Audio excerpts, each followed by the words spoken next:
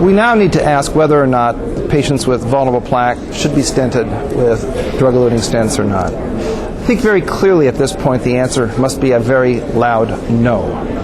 Why no? Well, in the first place, the cost of these stents will be such that most catheterization laboratories and most hospitals will likely be unable to afford those stents. Indeed, society at large would not be able to afford all of the stents that are necessary should we decide to stent every vessel that is in fact non-stenotic.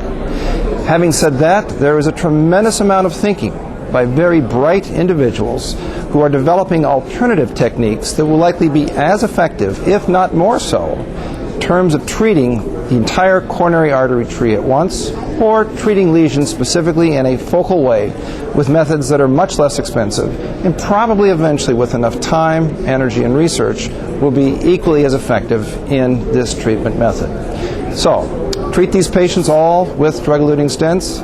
Definitely not. I think the drug-eluting stent program should be reserved for those patients high risk for restenosis, stenotic lesions. Let us develop additional other more effective, more cost-effective, and better techniques for treating the vulnerable plaque that at this point has been identified potentially by thermography and that will in fact become clinically active at some point in the future.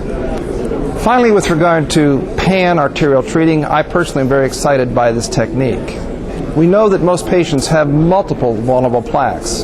It is very important, thus, to be able to treat the entire coronary tree all at once, because this will allow us to treat all vulnerable plaques at once, and likely in a very simple way. It's important to get the technology there.